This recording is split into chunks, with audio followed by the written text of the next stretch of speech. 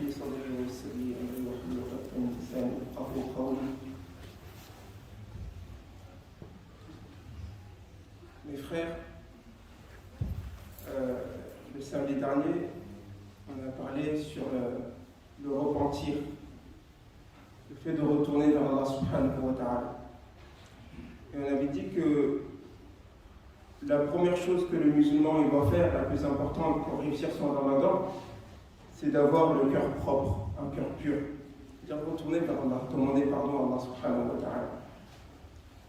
Et maintenant, aujourd'hui, on va voir quels sont les péchés.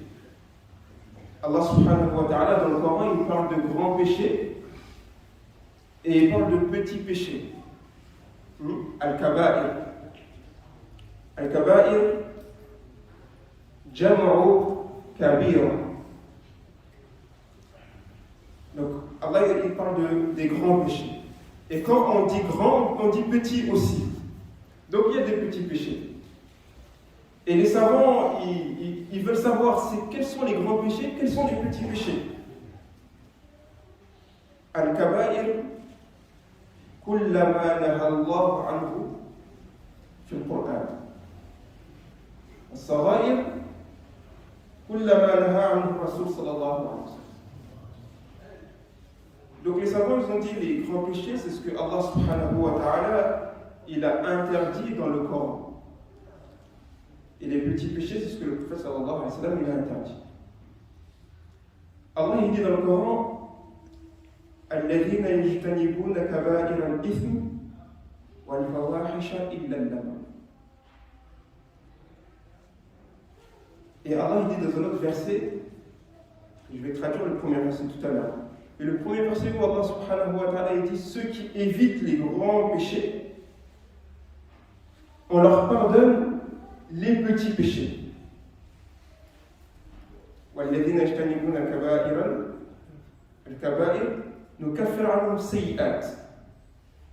Donc ceux qui évitent les grands péchés, نكفر عنهم السيئات. Mais les savants ils ont dit ceux qui évitent les grands péchés, Allah il dit je leur pardonne les autres fautes. Est-ce que cela veut dire que les petits péchés c'est pas grave, je peux commettre des petits péchés parce qu'Allah va me pardonner? Les savants ils ont dit non. Parce que abuser dans les petits péchés devient un grand péché. Al-Israr fi s-sara'ir yakun kaba'ir. Abuser dans le petit péché, ça devient un grand péché. C'est pour ça que les savants ils disent la saghirata ma'a al-israr wa la kabirata ma'a al-istighfar. Tu ne peux pas abuser des petits péchés parce que c'est un petit péché à la tôle. Vas-y, moi, ça c'est un petit péché, je peux le faire. À force de faire ce petit péché, il compte comme un grand péché. Donc, un jour, il y a un savant qui s'appelle Amr ibn Ubaydillah. Il va voir Ja'far Ibn Muhammad as-Sadiq pour l'interroger sur le verset que j'ai cité en arabe, où Allah dit الذين يجتنبون كبائر الإثم والفواحش إلا اللمم. Où Allah subhanahu wa ta'ala dit dans le sens du verset ceux qui évitent les gros péchés, al-kabaïr, wal-fawahisha, turpitude. Donc fawahish dans le Coran c'est az-zina. بعض العلماء قالوا إلا اللمم. اللمم ما معنى اللمم؟ اللمم أصغر من الصغيرة. كبائر صغيرة بعدين لمم. Allah dit ceux qui évitent les grands péchés et al-fawahish donc turpitude إلا اللمم sauf les petits péchés. Et ce savant-là Amr il voulait savoir qu'est-ce que ça veut dire les grands péchés dans le Coran. Quand Allah dit kabaïr dans le Coran, ça veut dire quoi? Parce que les gens avant, les savants, avant les compagnons, ils voulaient avoir la science de la source, le Coran. Toute la science, elle est dans le Coran. Et eux, ils avaient confiance au Coran. Quand ils demandaient, ils posaient des questions, ils voulaient la réponse du Coran. Il n'a pas dit à Ja'far, donne-moi ta réponse à toi, mais il a dit, donne-moi la réponse qui est dans le Coran. Je veux des dalils du Coran, je veux des preuves dans le Coran que ça, c'est un kabaïr. Et Ja'far lui dit, ok, je vais te citer les kabaïr dans le Coran. La première, le grand péché. Ça, faut savoir, les grands péchés, si tu es dedans, pour sortir, il faut faire le repentir. Istighfar, ça ne suffit pas. Donc, première chose, il dit Ashirku billah, associer quelque chose à Allah subhanahu wa ta'ala. Ashirku billah. Car Allah subhanahu wa ta'ala dit dans le Coran Innahu man yushrik billah faqad harrama Allahu alayhi al-jannah wa ma'wahu an-nar. Allah dit dans le Coran, dans le sens, celui qui associe quelque chose à Allah, le paradis lui est interdit. Et sa demeure sera le feu, l'enfer. Qu'Allah nous en préserve. Et le shirk, il y a le shirk al-akbar, le shirk al-asghar, parmi les petites associations aussi, il y a le fait qu'il y a des gens qui adorent la passion, il y a des gens qui adorent l'argent. L'association en Allah ne veut pas seulement dire adorer des statues ou adorer les murs comme les gens le faisaient à l'époque, mais qu'Allah nous en préserve, il y a des gens, même peut-être des musulmans, qui ont des petites associations, qui adorent autre chose qu'Allah. Donc il dit la première chose, c'est Al-Kabaïr, c'est Ashirku billah. Deuxième, il dit Aklur riba, manger l'usure, l'intérêt, l'argent de l'intérêt, al-riba. Allah dit Inna alladhina ya'kuluna al-riba la yaqumuna illa كما يقوم الذي يتخبطه الشيطان من المس ذلك بأنهم قالوا إنما البيع مثل الربا وأحل الله البيع وحرم الربا. Donc l'usure, deuxième. Troisième, il dit Al-Kaba'ir, parmi les grands péchés, le troisième, manger l'argent de l'orphelin. Aklumal yatim. اليتيم في بني آدم الذي فقد أبوه واليتيم في الحيوانات الذي فقد أمه واليتيم في الطير الذي فقد أباه وأمه. Parmi les êtres humains, l'orphelin, c'est celui qui a perdu son père avant la puberté. Parmi les animaux, celui qui a perdu sa mère. Et parmi les oiseaux, celui qui a perdu son père et sa mère. أكل مال اليتيم إن الذين يأكلون أموال اليتامى ظلما إنما يأكلون في بطونهم نارا. Donc Allah dit dans le Coran, ceux qui mangent l'argent de l'orphelin, إنما يأكلون في بطونهم نارا, ils le mangent sans excuse valable, bien sûr. Ils ne mangent que du feu dans leur ventre, c'est-à-dire qu'ils remplissent leur ventre du feu. Troisième. Quatrième, Az-zina, la fornication. Tout ce que je suis en train de citer, ça fait partie des grands péchés. La fornication, Allah subhanahu wa ta'ala dit وَلَا تَقْرَبُوا الزِّنَا إِنَّهُ كَانَ فَاحِشَةً وَمَقْتًا وَسَاءَ سَبِيلًا. Allah dit dans le sens du verset, n'approchez pas. Dans tout ce que je viens de citer, Allah dit il ne faut pas le faire. La zina, la fornication, Allah dit il ne faut pas approcher. C'est-à-dire tout ce qui mène à la fornication, il ne faut pas le faire. Ou sinon tu tombes dans le kabaïr. Et parmi les choses qui mènent à la fornication, il y a beaucoup de choses. Ça peut être la musique, ça peut être les endroits où les hommes et les femmes sont réunis, ça peut être beaucoup de choses. Tout ce qui approche à la fornication, donc, est interdit. Ensuite, il le dit shahadatu zur, le faux témoignage. Wa man yaktumha fa innahu athimun qalbuh, le faux témoignage. Namim al-Ghamous, c'est quelqu'un qui jure par Allah qu'il a fait quelque chose qu'il n'a pas fait, ou qu'il jure qu'il n'a pas fait quelque chose qu'il a fait dans le passé. Tu dis Wallahi j'ai fait ça, c'est moi qui ai fait ça alors que tu ne l'as pas fait. Tu dis Wallahi j'ai pas fait alors que tu l'as fait. Ça c'est kaba'ir, ça fait partie des grands péchés. Si tu jures par Allah que tu vas faire quelque chose dans le futur et que tu ne le fais pas, c'est pas un kaba'ir, mais tu dois faire tawbah quand même. Par exemple, tu dis, si Allah il fait que j'ai le permis de conduire ou je réussis mon examen, ou si Allah me donne un enfant, je vais faire un sacrifice. Et Allah il t'a donné, tu n'as pas fait le sacrifice. Tu dois faire tawbah.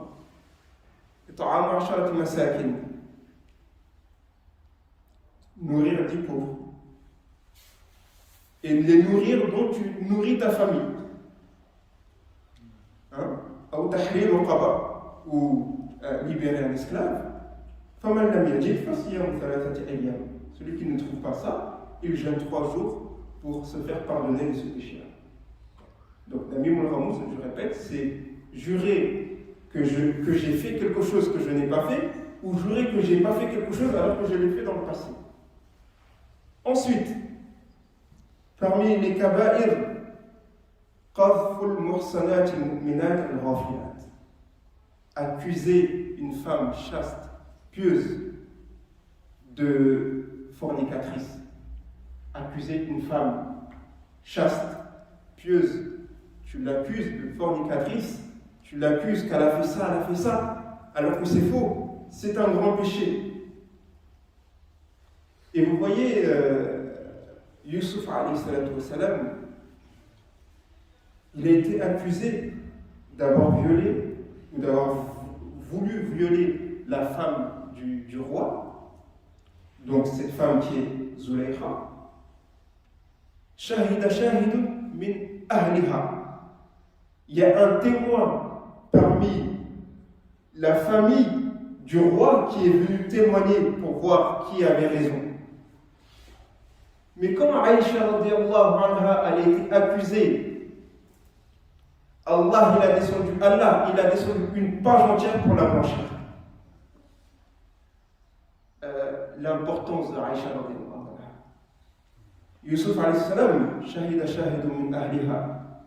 ولكن عائشة رضي الله عنها الله تبارك وتعالى نزل صفحة كاملة إن الذين جاءوا بالإفك عصبة منكم لا تحسبوه شر لكم بل هو خير لكم إلى آخره.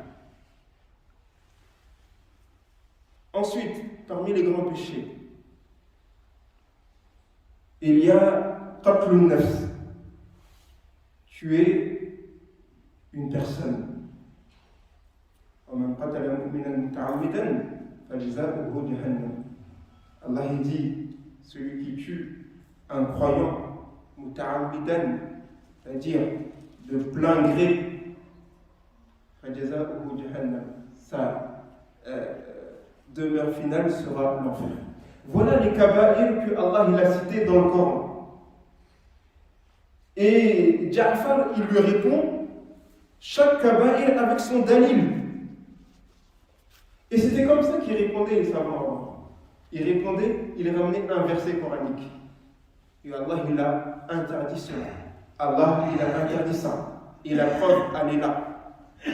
Donc ces kaba'ir, ces choses que je viens de citer, il faut s'éloigner de ces choses-là. Il ne faut pas les approcher. Qui est l'association, manger l'argent de l'orphelin, manger l'usure, l'intérêt, que ce soit tuer une âme pieuse, que ce soit accuser une femme, toutes ces choses-là, il faut éviter. Ensuite, sara'ir, on a dit tous les petits péchés, ce sont les choses que le prophète sallallahu alayhi wa sallam, il a interdit. Mais, attention, ça ne veut pas dire que petit péché, j'abuse. Parce que quand tu abuses dans le petit péché, ça devient un grand péché. Et quand ça devient un grand péché, c'est ce qui rend noir le cœur, ça noircit le cœur. C'est pour ça qu'Allah dit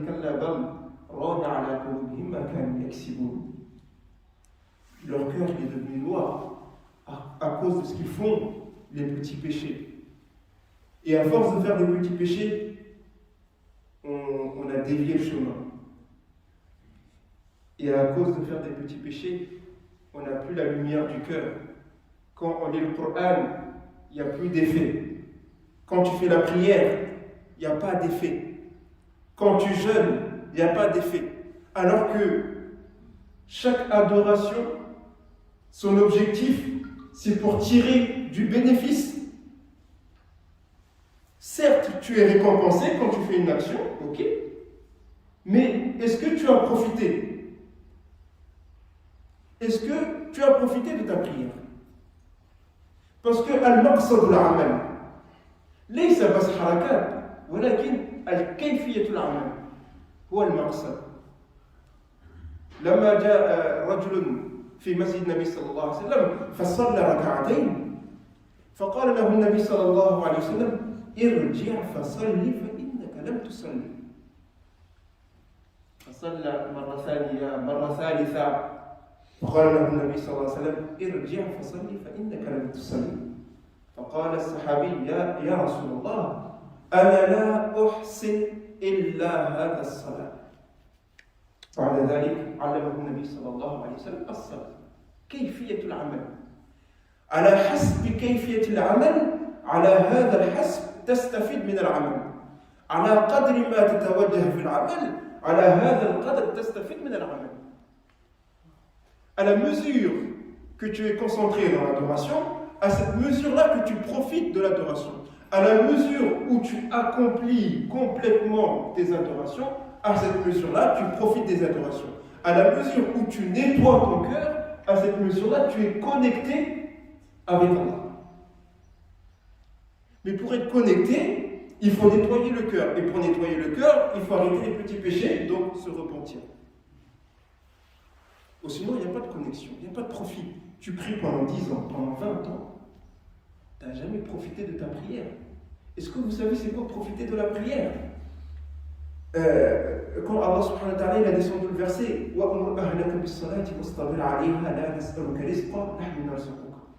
y a des compagnons, ils ont entendu ce verset où Allah il dit au prophète sallallahu alayhi wa sallam, ordonne à ta famille la prière et soyez constant à la prière. C'est nous qui allons vous donner la subsistance. Quand des compagnons ils ont entendu cela, il y a un couple, ils étaient pauvres. Ils ont dit, Allah il a dit si on est constant dans la prière, il va nous donner la subsistance. Et nous on est pauvres, on a besoin de subsistance. Ils ont dit, on va prier. Ils se sont mis à prier. Et ils avaient un moulin. Et le moulin il ne tournait pas pendant des années. Ils ont fait la prière. Ensuite, ils ont fait ça. Le moulin n'a pas tourné. Ils ont dit, il y a un problème dans notre prière. Ils ont refait la prière. Ils ont refait la prière. Ils ont refait la prière jusqu'à ce que le moulin a commencé à tourner. L'autre compagnon qui avait besoin de l'eau pour son jardin, il a fait la ka'atayn. La pluie elle n'est pas descendue. Il a prié encore. Il a prié jusqu'à ce que la pluie elle est descendue. La pluie elle a envahi son jardin. Parce que ils savaient que la faute c'est eux, c'est pas Allah. Si je fais dua et que Allah il me répond pas, c'est que j'ai un problème. Quand je prie et que je ne profite pas dans ma prière, je ne pleure pas dans ma prière, je ne suis pas concentré, le problème c'est moi. Est-ce que c'est normal dans la prière, toute ta prière, c'est que ta shahud arrive, tu commences à penser à Allah. Normalement tu dis c'est pas normal.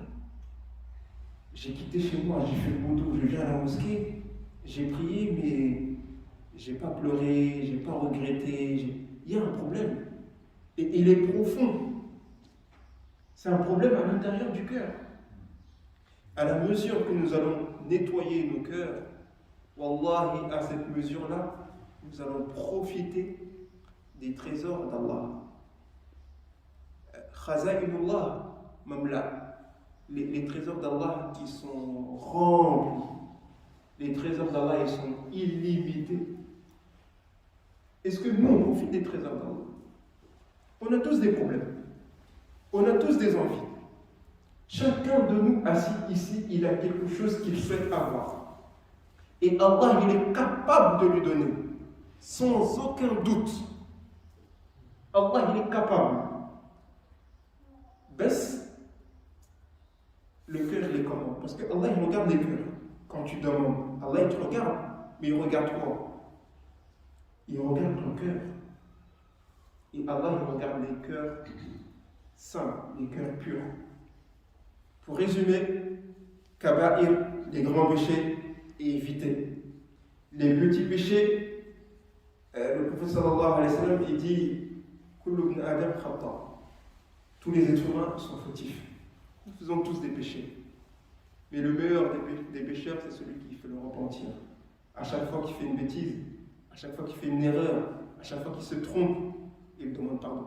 Inna Allah yuhibbu tawwabin. يتوب مرة ثانية مرة ثالثة مرة رابعة يتوب حتى يتوب الله عليه. Il fait le repentir, il demande pardon jusqu'à ce qu'Allah subhanahu wa ta'ala il lui pardonne. Et si Allah il t'a pardonné, tu as gagné. Parce que Allah subhanahu wa ta'ala il dit illa man atallah bi qalbin salim, sauf celui qui vient avec un cœur pur. Je finis avec ça. Je vais toucher un petit mot pour le jeûne.